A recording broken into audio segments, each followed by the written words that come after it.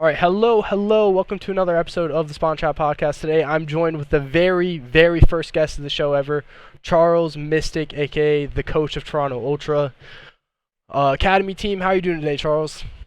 I'm doing well, man. Doing well. Recovering from the event still. I'm tired. I hibernated for a very long time yesterday. You ended up getting your bag back though, right? Yeah, I actually got it back like 30 minutes ago. But yeah, Air Canada lost my suitcase, and then I had to fill out all this paperwork, and then I didn't hear from them for like 2 days. And then all of a sudden, Sam walks in. He's like, "Oh yeah, your suitcase was at the front desk." That's just Very an random. unfortunate. And I leave for the CCL land tomorrow, the CCL National Championship. So I actually have a day to do laundry, and I actually have a suitcase to go to that event with. So I'm like, "Let's go, What is man." what is the CCL win? Like the College COD League? Yeah, because I work with Bay State, so I mean my Oh, college gotcha. team is Okay. Phantoms, Rex, Silly, and Druxy. Oh, okay. So you just got a God Squad in the college Well, league. we we're it's not like we're just gonna walk up and just win it. Yeah, Northwood, we actually have some competition, so it'll be a good tournament. that's good to hear.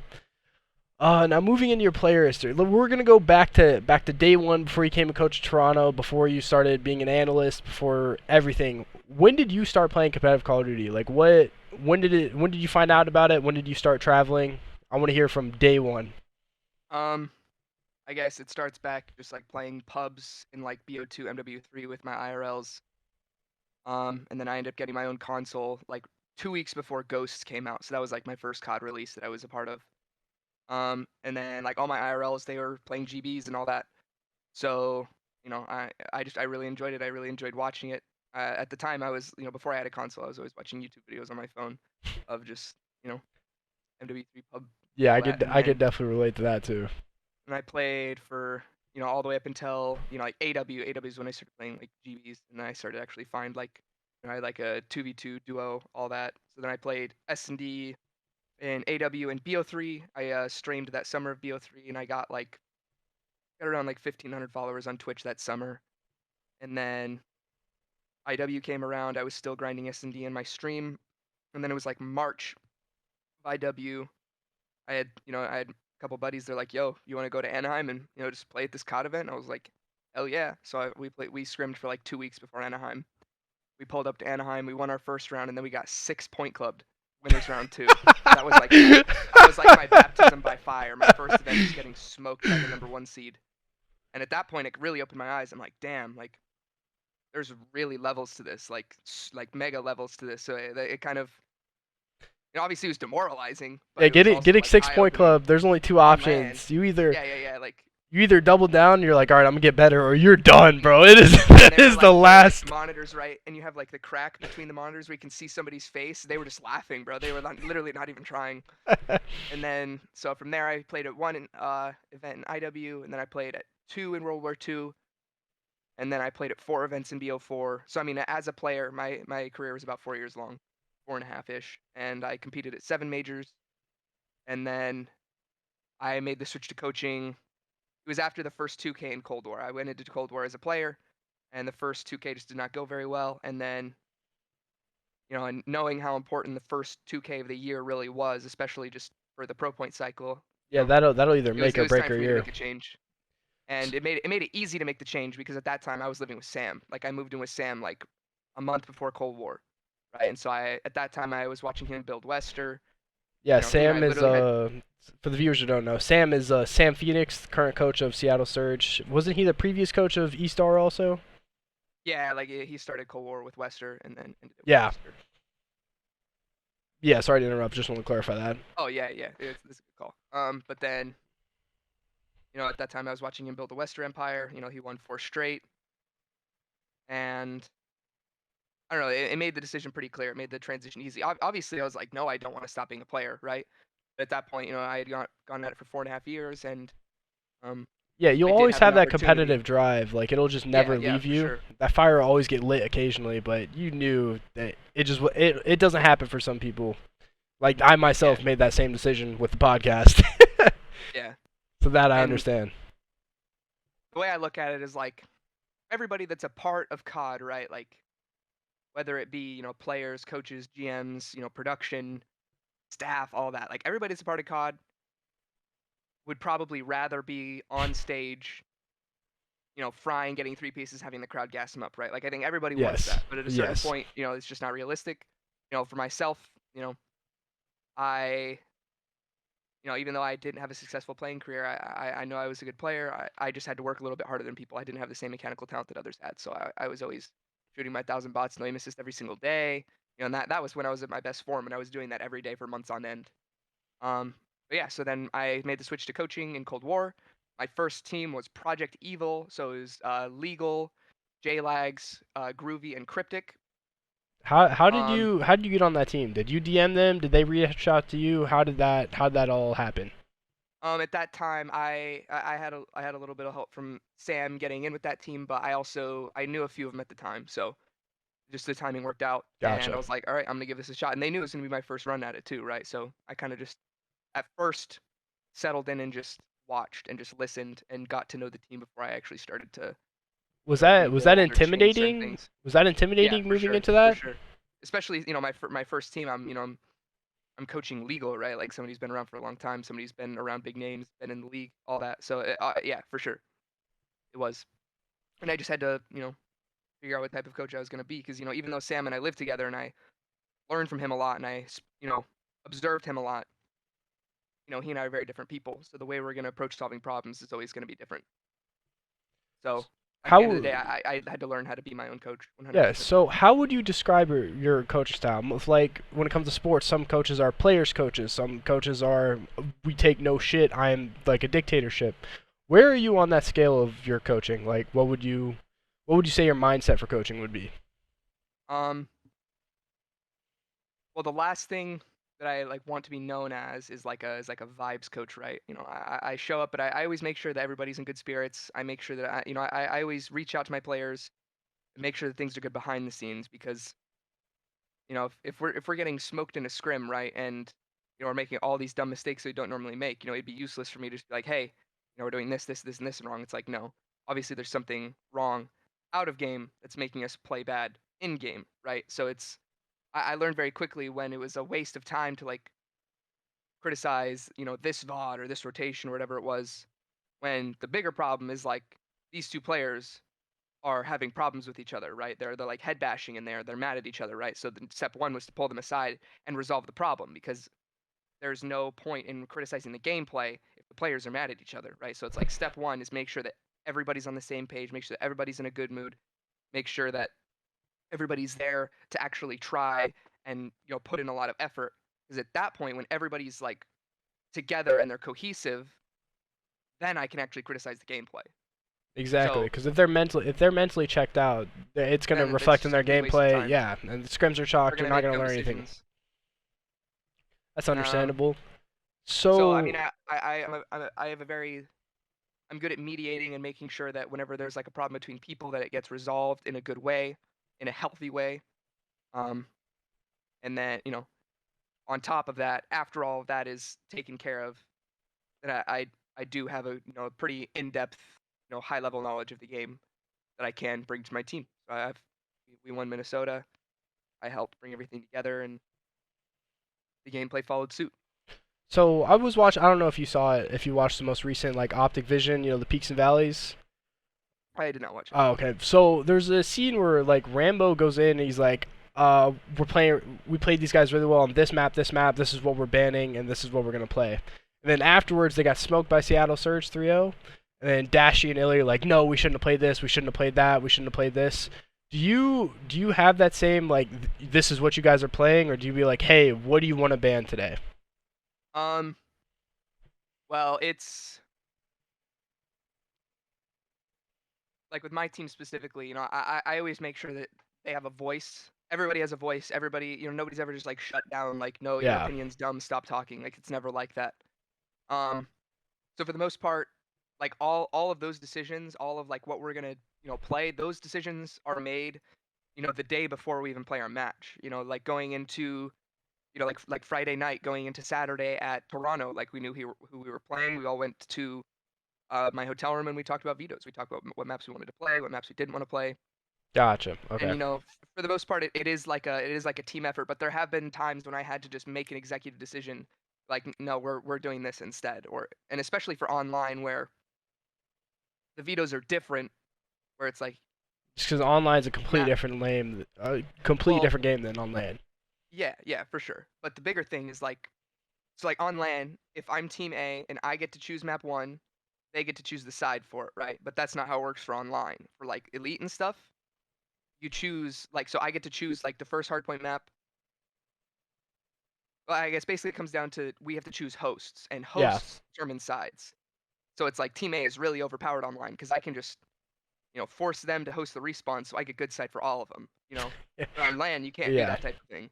And Yeah, then that makes obviously you sense. can't you can't you can't force them to host if they're like triple Texas, right? When I have a Northeast team, because we're just gonna get we're all in triple 70 ping, and then that's just not realistic. I So think I think that's a lot of like there's a lot of strategy that goes in the vetoes that the casual 100%. player doesn't understand. I have no idea. I wish they would put that on the broadcast. All they say is this team was team A, and the casual viewer doesn't understand. If you've never played, you don't understand what team A is. You don't understand the Yeah, for sure. significance of. I wish they would. I don't know. I wish they would put more in depth in that process. Be like, oh yeah, they picked this one. They picked this one. Since they picked this one and went in this slot, like they could do that in And an eventually they will. infographic. I think eventually they will, but just right now, like they don't have the resources. Like there were, like even going into the elite playoffs for stage 3, they didn't have enough casters to even do all of the matches You didn't even for the know top stage 3 4. was happening half the time. Like unless you knew somebody in there or like you were just following the right people in your time. Like nobody was tweeting it out. Like it just that's I a see what you're whole saying. that's a whole story for another thing. Like coverage is I ranted about coverage on the last podcast. How production and coverage could be significantly better. But circling back to your JLags team starting Cold War. Okay, so you do that entire excursion. What's after that team? Where did you go on from there? So I think I stayed with them. I think it was just a little bit less than 2 months before that team broke up, and uh, Jordy went to join the military. And then after that, like during that, I had been developing. I guess not developing at that time. Like on top of just like coaching and doing all that, I had also been keeping track of some statistic stuff. And at that point, I was like, okay, I'm just gonna kind of dive deeper into this. And at that point, when the Project Evil team broke up, Sam was like, yo, you know, come work for me, come be a part of Easter and develop your stat system and be an analyst. So I spent 4 months actually like developing a really cohesive, strong system. And I had some help, but along the way, I took classes, I went online, and I learned how to make it more complex. So like what I have now is even though I'm not an analyst, like Yeah, you still uh, have I, that background. I've seen my competitors and challengers, and even though I'm not analyst is not my full time thing, like I still have the most advanced stat system in all of challengers, on top of just being the head coach of my team. So the stats and all that had 4 months to develop. I guess even longer now. I've done more this year to add to it and to change it, all that. Um, So you say you had the most advanced stats. I'm not gonna ask you about individually what those stats were because that's probably at least a 30-minute conversation. But yeah, a better way to gauge it would be after you finish a map. Like how long would one map of scrims take for you to fill out your sheet? less than a minute. Oh, less than a minute. Oh, okay. So it Yeah, wasn't. yeah. So I mean, before it was a few minutes per map, right? Yeah. And then like the thing about being an analyst is the good analysts are the ones that get a lot of output with very little input because the little input they do is like automated through the system and it pulls the numbers and it does multiplications and it's like there are a lot of formulas that go into it. Oh, So it's just okay. it's just very advanced. Most analysts go through like Google Sheets, but then like the top analysts, like pro analysts, the one that you know went to school and have degrees. They're the ones that use things like Python and they develop their whole own system where they don't have to input anything, where it's automatic. They just have That to put the VOD into their system type thing. So that I haven't what I heard of a single coach using Python, so that is absolutely news to me. yeah, just like like top level analysts. Yeah. So like for me, like I would say like most challenger stuff is like level 2, level 3. I would say mine is level 10, but then like top pro league analysts like Novus or like Easy Mac, they're like level 100. So it's like a very big step from where I'm at to them. Yeah. So you were that analyst with Sam. Did you do any like assistant coaching things, or were you just strictly analyst? Like, did you have any say in vetoes or like suggest No, I was vetoes? just numbers. I was Just just numbers for numbers. practice and matches. So I, Okay. I I actually never talked to the Easter team a single time. I was never in Wow, the team speak with them once. I just like did everything, gave it to Sam. Sam used the info for practice. that's nice.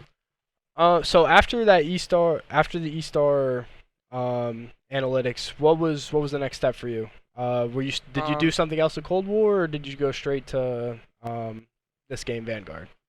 well, what ended up happening is I actually shredded through a lot of my savings last year. So about the time that about the time that Easter broke up and that Sam was starting to like be in talks with Seattle, that was about the time that I just started working a full-time job. So the last, I think it was just like August of last year, I wasn't really a part of anything. And I just worked from August until like, the very end of October when well, actually, I started working in like May. So I was working while I was an analyst because I didn't need to be there for practice, right? So I can Yeah. look back at, Yeah, you just got sent all the I just went VODs after and the you could VOD. just do your thing from there. Um, so yeah, like after the Easter team broke up, I just worked full time until we moved, and then Sam and I moved here to Dallas, right at the beginning of November. So then at that point, I was just preparing to, find a team and all that. And actually, the hard part about starting Vanguard was, so I had like chronic tonsillitis, right? Like my tonsils, they'd swell up like once every like 6 weeks, and then I'd be down bad for like a week and a half, and that Yeah. it would happen like 10 times a year. So going into moving to Dallas, I needed to get surgery. So I actually had surgery on the 9th of December, and I was out for like 2.5 weeks. So it's like even at the beginning of Vanguard, I wasn't able to find a team because it's like I can't commit to a team if I'm sick. I Yeah. can't be like, hey, pick me up as your coach, but you have to wait 3 weeks. It doesn't work like that. Yeah, exactly. So then after I recovered from my surgery, that's when I started working with UIU. Just reached out to Phantoms, Timmy, and just the timing worked out. They needed somebody, and So I that they were willing to give me a UIU chance. team broke up, right? Or how did Um, that? I it can't was remember how that went down. You locked on a memory saying UIU. I just can't remember how that team. yeah, that's okay. It was a very interesting team dynamic. I mean, it was Phantoms, Rex, Johnny, and Scrap. We picked up Johnny and Scrap after yeah, Hixie and Gentroid left, and Yeah. then we picked up Johnny and Scrap, and then we played all the way through the end of Elite Season 1. Um, and I guess long story short, that team was Yeah, that because no matter you what guys play happened, it did seventh, not have. right? No, we got second. We like Oh, made it to finals of the first Elite. Like I guess long story short, like that team dynamic was not going to stay. Even if we won the first Elite, that team wasn't going to stick. And gosh. I'm not gonna. Was it just too It much was chalk. It was personality? chalk. Okay, I Yeah. gotcha. There's a lot of things that I'm not gonna say. But we made it. We got second in the first Elite. We lost to Texas Nation. It's actually very frustrating because we like choked against them in winners finals. We should have been in winners bracket, so we had to win 2 best-of-5s. We won the first best-of-5, and then we lost the second one. But then after that team, Scrappy left. I stayed. We picked up Gentroid, and then like 3 days after we picked up Gentroid, Toronto Academy reached out to me. So I mean, it was literally just Javi or Vickle. He reached out to me. I've never talked to this guy before in my life, and he says, "Are you awake? It's very important if you are." And then he just sent me the team speak, and I was like, what is this? I have no idea what this guy is like wanting to talk to me about." And then I joined, and all four of them were there. And basically, what happened is, Scrap vouched for me, and Scrap brought me with Oh to the wow. Toronto Academy team. Yeah, so that's how it all came together. That's how that all came together. Just Yeah, so they needed a coach, and they were looking at their options, and Scrap vouched for me. So I'm grateful for that. do you know who the other options were in comparison to you, or is it just hey, we're picking you? Um, I'm pretty sure the other candidates were like Mayhem and Ronan. Oh god, oh Ronan's not a bad option. But I didn't know Mayhem was coaching at that time. But speaking of Yeah, Mayhem, he actually, went on this 7-peat with Texas Nation. He won like 7 tournaments in it this year. oh, he was the coach of that team. Okay, Yeah. oh, okay. It's so hard to find all this information, like as a casual viewer, like unless you know all those people in those higher up AMP teams, you. I wish it was a lot Probably a easier. handful that got missed. Like yeah, like I rely solely on COD Wiki half the time to figure out like if these roster change happen or like who's Okay. I don't know. But yeah, speaking of Mayhem, you brought him on. Is he your assistant? Are you guys like equal level? How is that relationship? We're still kind of developing it, but I'm the head coach. It's my team. He joined our program, but we have a very good counterbalance. So like the bottom line is that my team got a lot better when we picked him up, right? But my Yeah. team had a good baseline. Like we won Minnesota, we beat Texas Nation. Two of them got pulled up to the pro league, and Mayhem actually approached me, and asked what I thought about bringing him on, and you know, there was no reason not to, especially where in my development as a coach, Sam or Phoenix is always, he's always put into my head like you need to be able to work with other coaches. You need to learn how to do that. I'm like, okay, so this is this is an opportunity for me to have my own program, bring somebody else on that's talented, that knows what they're talking about, and to, just make this team even better than it already is. Yeah, you never go wrong Um, with an extra set of eyes. yeah. And then, sometimes you can, sometimes you can. So, I have some things we need to work out still. Um, but overall, it was a great pickup, and we're kind of still developing how we want to do things. But for the most part, he is a, very strategic heavy, coach. That's more of what he pays attention to. So, while I still give lots of strategic advice and, criticism, and I'm the one with like the stat system, like, we've been lacking on this hill for these reasons, and our break percentage, hold percentage, rotation, all that. I'm able to incorporate that and use that to push our practice forward. Mhm. But I also lean more towards the side of keeping them level-headed, while so he can focus on the gameplay side of Yeah, things. that But is a it's nice like a good balance. counterbalance Yeah. for sure. So speaking about your recent performances, you guys play Cup number 8. You get second place. You're going into Minnesota, which obviously we know you won. Were you expecting to win that event, or were you expecting, like, obviously everybody wants to win that event, but what was your like? All right, we'll place at least this for that event. I didn't even look at it that way. I just looked at it as like one match at a time, because like the storylines for that event were actually kind of awesome. Pretty sure our last match that Friday was like Mock and Hollow. Um, and then our next match, the next morning, was actually the UIU team that I had just left. We 3-0'd them, and then after that we played the Toronto EU Academy team. I think we 3-1 them. Then after that we played Texas Nation. After that we played Team War. Yeah, I didn't look at it as like I was hoping for this placing. I Yeah. just wanted to beat everybody. Like I wasn't shooting for top 6. Like obviously I was just going for the win. To be honest, we all were. We knew we could. Like, I literally have the best AR duo in all of challengers, and I literally have the best sub duo in all of challengers. So we just have to Yeah, putting it I asked that together. question just to highlight that mentality, because there's so many. I mean, us as players are like mediocre players back in the day. We'd be like, oh, if we show up to Anaheim and get T32, I'm gonna be satisfied. Because And that was your way of leveling up and getting in better circles. exactly, I think people get stuck in that ceiling instead of going by that match by match mentality of having confidence every time you spawn in. And they're just like, oh, Yeah, as long as I get this, I'm checked out. So that yeah. is that And is a a lot of crazy people, mentality to like actually understand and portray onto your team, onto your teammates, yeah, and live honestly. just being in the moment. Like, I don't care about the past, I don't care about the future. I just care about winning this right now. So the most recent event, Toronto. You guys make it to finals again. Crazy run. Did you guys lose for T6 or T4? That's essentially the losers. I think it was even before that. It was the very first match of Saturday. We Oh got reverse wow. swept by Iron Blood. Yeah, it was the very first match. Was winners on Saturday. We lost that, so we lose at 10 a.m. Um, Saturday morning, and then after that, we're in losers bracket, and then we play 5 straight matches right after that. So it's like 10 a.m. to about 7:30 p.m. No breaks for food, nothing. Just like grind, grind, grind. The losers bracket is crazy. Yeah, it's a gauntlet. And we won all those matches. We make it to Sunday. Um, we absolutely wax Iron Blood. It wasn't really even close. And then Yeah, going into winning that finals, rematch. Do you think you just lost focus at a 10 a.m. match, first match of the day, or do you think they just came out hot? What happened in that first mix up to send you to losers bracket?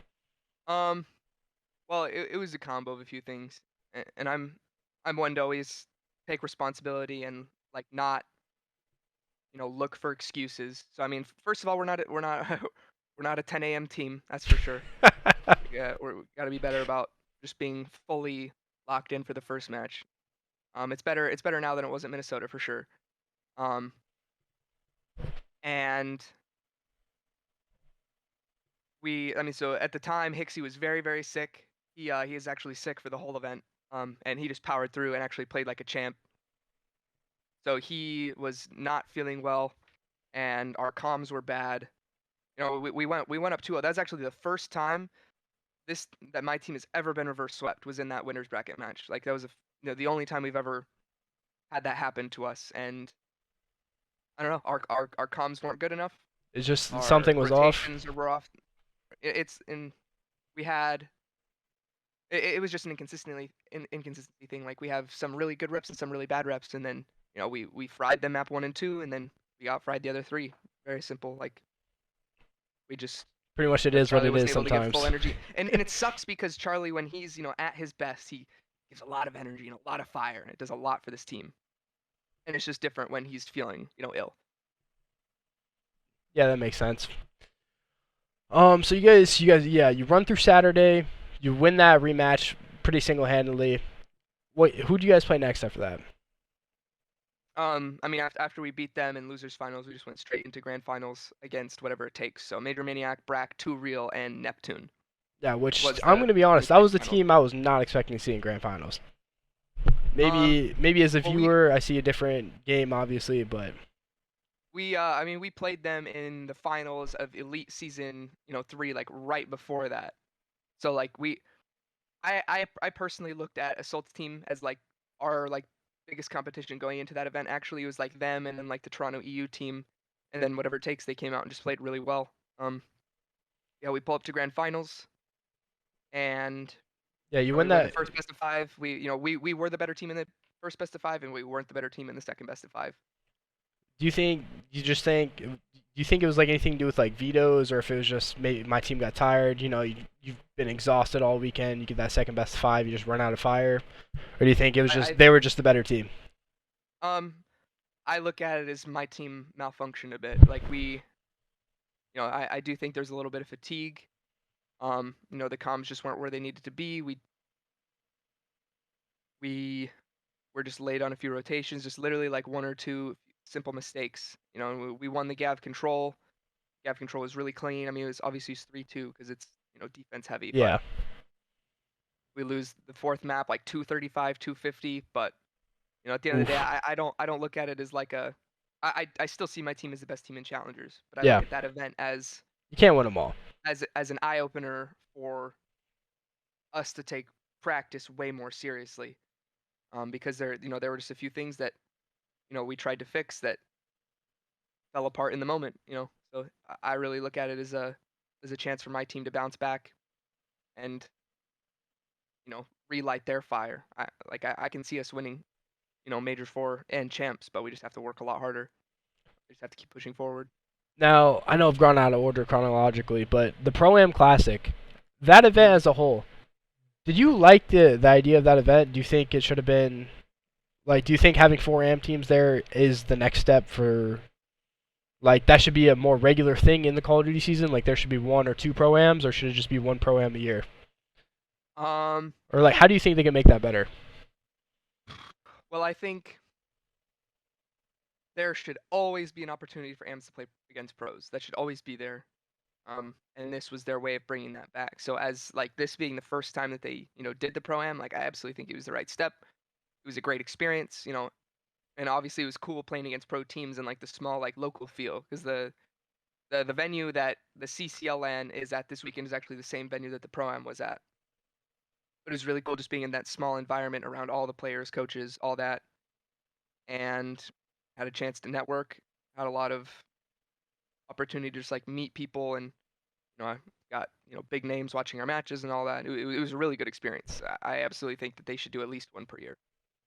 Do you think they should add the double elimination to the tournament, or do you think they should give it a full, because like if it worked like an actual pool play event, then we would have been in losers, whatever. Yeah. At least we're in. I mean, it is what it is. I'm not like too salty about falling out, because at the end of the day, we won 2 series, but we had to reverse sweep both of them. We went down 0-2 in both series, so it's like we were literally fighting for our lives. Yeah. So just came down to map count. Now, final question about recent placings and whatnot. How do you guys stay so consistent? You guys win Minnesota. You place first in stage 3. You place first in stage 3 playoffs. How do you how do you stay so consistent? How do you stay at the top without teams adapting to you? Like, are you always learning? Are you like, what is that process for you? Um, the way I look at it is COD is like the competitive cycle of COD is like what, 7.5 months, 8 months. Yeah. So it's like during that 8 month period of time, everybody's learning the game, right? So some teams will pull forward for a week and then they'll fall behind for 3 and then they'll kind of bounce back a bit and then they'll hit form for a major and then they'll fall behind. It's like with my team, like I just make sure that our practice is always productive. I'm always there. I'm always upbeat. I'm always making sure that they're locked in. Um, because at the end of the day, if my team's practice is even 1% better than other teams' practice, then we're just going to keep getting better, even if it's at a slow rate, right? So now it's like, going into Minnesota, what my team needed was real practice structure, and was because they're young players. Hicksy was the only one that had been a part of like a real team environment prior to that. So I had to show these guys and kind of set up an actual professional level practice, system, where we're getting in TeamSpeak before our 2 p.m. scrim, and that we're watching VOD, and that we're getting an S&D chow in here and there, and that we are taking breaks, because like overplaying is not the move. Scrimming every single day is never the move, Oh no matter yes. what.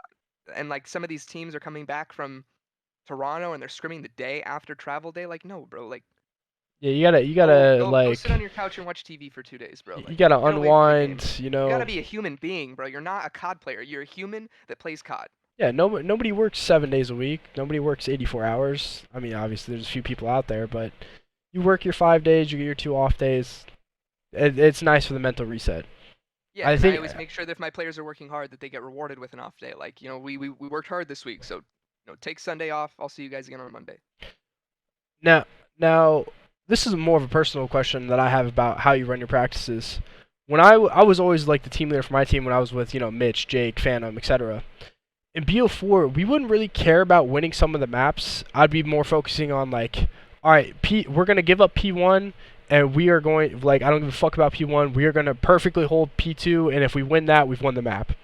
Like, do you ever have like we're gonna hold P2, we're gonna hold P4, we're gonna specifically work on this map, and that's what all we care about this map. Do you have those maps where winning the map isn't a priority? You're just focusing on a rotation here, Yeah, or how to break. winning the map is like never the priority in scrims, to be honest. I mean, and it's like the way you look at it is if our break off is good, that means our P1 is probably going to be good, and if our P1 is good, that means our P2 rotation is probably going to be like easier, right? So it's like if we're good at P1, then that's going to make our chances of being good at P2 better, right? So it's like if we suck at holding P1, our rotations to P2 are going to be super inconsistent. So what's the solution?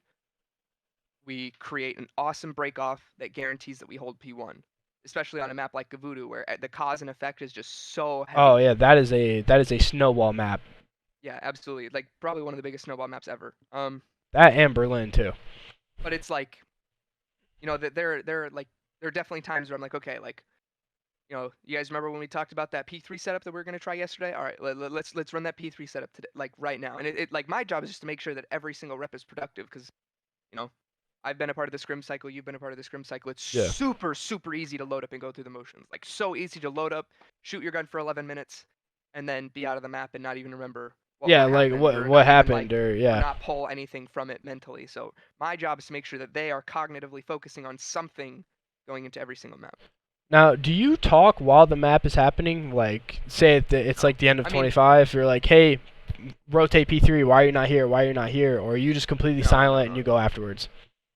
I guess there have been times where I make tiny comments, but that's like once every few weeks at the very most. Like I've always thought that too. I feel that would I be talk more between detrimental. control rounds pretty often in scrims. 'cause Oh, I'm okay, saying that hey, makes during sense. matches. Yeah. Yeah, but like during an HP map, no. Okay. Because I always try to like think about coaching in sports and coaching in COD. Like, you run a football practice, someone's running a play, and your coach is like, ah! Screaming on the sidelines. I don't think that translates well in the Call of Duty. Agreed. And just like, because you can't have coaches mid comms either. So like, if you're having to tell your team that every time, and then they get to game time, they don't have someone telling that, and they fail that anyway. Yeah, you're setting your team up for failure at that point. Shooting them in the foot. Yeah. And do you guys ever silent scrim? That is one thing I did a lot during BO4 too. That's what made me and Jake so great as a duo, that we could like communicate without talking. Like, do you guys ever play through entire maps without saying an entire word for each other to see if your pacing's on point, see if you guys have the same idea of how you're breaking stuff, so you're all on the same page? I actually did that with the UIU team, and I did that with the Project Evil team last year. But with this team, and I've thought about it, and obviously there's a purpose for that, right? And usually the time when you would want to not call out for a scrim or for a map is when the mini map and people aren't playing off the mini map, right? They're not challing together, they're not waiting, they're not nading together. It's like, okay, like your comms are bad right now, and we're playing lazy, we're not playing together even with comms. So now I'm going to take that away from you. So you have to watch your mini map. So the purpose of that is to build mini map awareness, but that's not something that I really needed to focus that heavily on this team. So I've not done that with this team. Yeah, I feel like once you get to that high of a level anyway, that doesn't have Right. as much of a benefit as it did in that lower level of amateur play. For sure. Um, Now moving on to your role with Toronto Ultra, you're signed by Singularity. You represent Singularity and Toronto Ultra. Do you have any contact with the coaches of the Toronto Ultra team? Do you help out in any Yeah. way? I mean, I talk to them quite often. I always talk to them at events. We scrim the Toronto Pro team. I guess as of late it's been a little bit less, but we've probably scrimmed them 7, 8 times total throughout this season. Um, but I don't necessarily like help out with their team at all. They have their own coaching staff, they have their own analysts, managers, all that. So I mean, yeah, I don't really have that hands-on of a role with the actual pro team. Who are the coaches for the pro team? Actually, I don't. I mean, it's Marky B and then Oh yes, RBO Flux. Flux is their analyst Ryan. He's really awesome. gotcha. Okay, and so we talked about this earlier off podcast, but when they're bringing players up, like when they brought up Scrappy for that match, do they tell you about this? Do they ask like, oh, who should we bring up to fix this, or is that just they do it and they let you know and you're just like, all right, let's go? Yeah, I mean, in that case where, especially now that he's a sub, it's like I kind of just have to be okay with him pulling him up at whatever time. And so far, I mean, in my expectation after Minnesota when we won that, I was like, okay, my team's gonna get pulled up. They just played extremely well. We just smoked everybody, and I'm gonna have to rebuild. And at the end of the day, that's part of the cycle of being a challengers coach. But fortunately, I still have the team now. I still, fortunately the main Toronto team played really well at this last tournament, so I get to keep my players. It's like, I'm not. I was one of the people calling for a roster change at some point. I was calling for Bance's head to be honest, and then Bance made me look like a moron this weekend. Vance is awesome. So, I'm glad their team stuck. I knew that they were gonna bounce back. but when I ask this question, I'm not asking for specific names, but knowing that your team is at the absolute top level, of top 8 players in the game, do you have like potential replacements if like, okay, if Hixie gets called up tomorrow, this is who I could try and go get, or this is who might fit? Do you have like a list in the back of your head, or is that Yes, just like, okay, that is a process that I have gone. I went through after Minnesota, and that I've continuously gone through as other players in the scene develop. So yes, I do have a list of people. Scrap gets pulled up, I know who I'm going for. gotcha.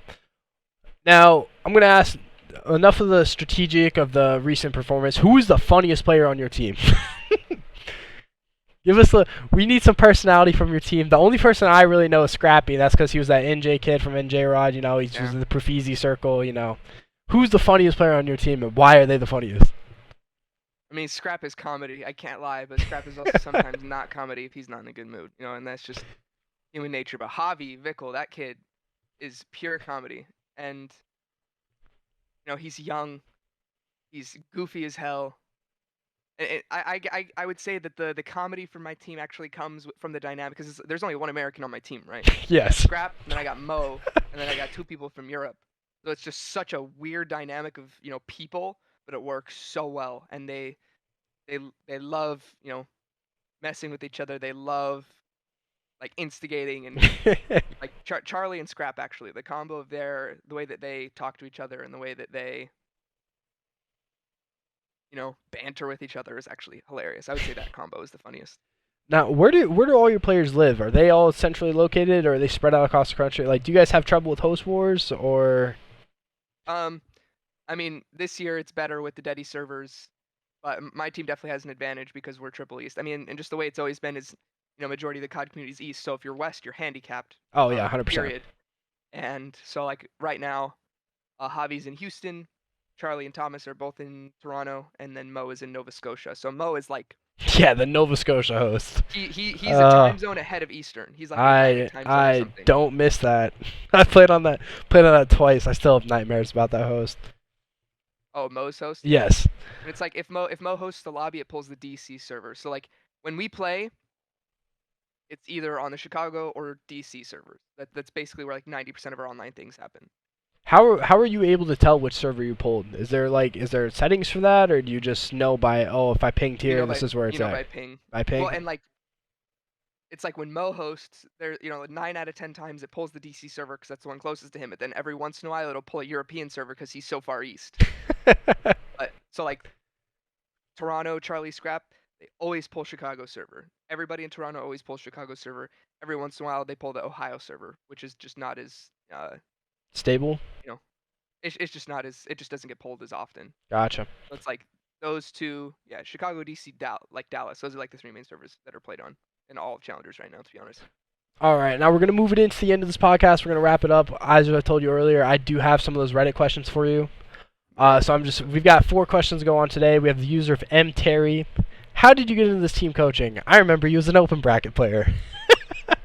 That's funny.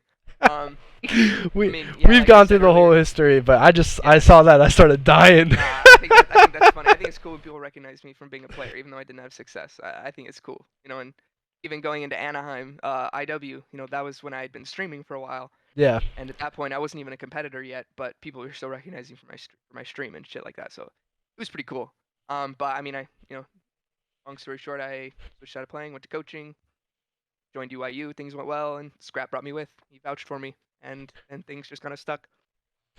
Another one from Liquid Paper. What is the biggest difference you noticed from the team transitioning from online to LAN? Well, first of all, I wish I could scrim with them, like, in the same room. Like, even though scrims would be online, like, I wish I could be in the same room with them. Like, there's a huge advantage being able to see my players' body language and to see, the expressions on their face and all that. So, like, when we're in person, I'm able to see everything better. I'm able to guide them better. I'm able to detect problems earlier and get to the root of those problems earlier. Yeah, you just pick up on those social cues that you can't see online. Yeah, so it's biggest difference is that they're good at just being in the moment, right? Like a lot of players struggle with, like, if they're watching something and they think that their teammate has their left, but then they die from their left, they'll get mad at their teammate for giving up their left, where it's like in tourney day, in the moment, stupid shit is always going to happen. There's always going to be a random timing window that you couldn't account for or whatever. You have to just let it go. So if something goes wrong, you have to let it go. My team is very good at being in the moment and not letting dumb things poison their minds. They just let it go and play. Let it go and play. Like, don't focus on the past. Don't focus on the future. Just be in this moment right here, right now. None of the things outside the game matter. Just the details of the game right now.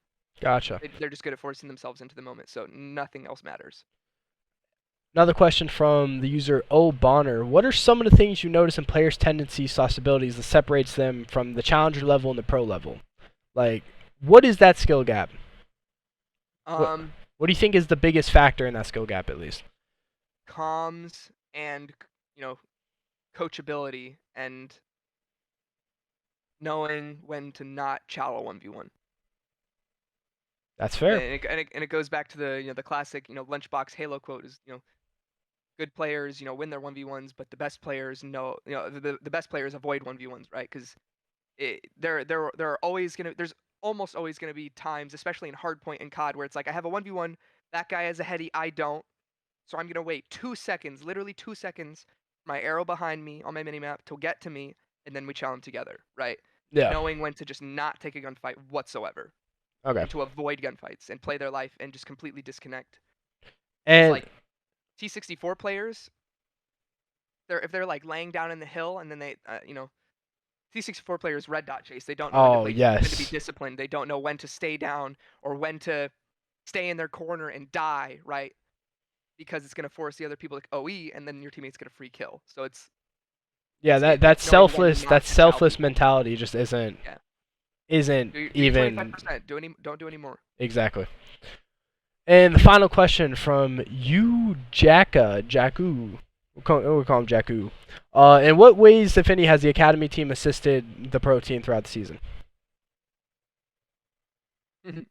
We beat their ass on Gavudu HP.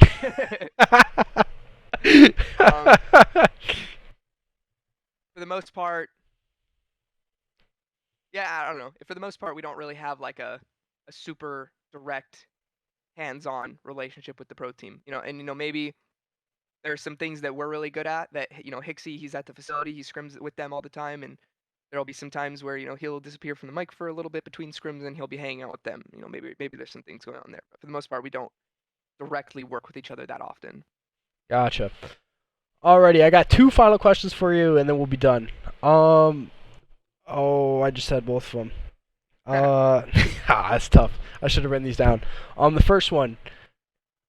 What is one piece of advice that you learned that you want to give to somebody else? It doesn't have to be COD related. It could just be life related. What is one giant piece of advice you'd give to somebody right now?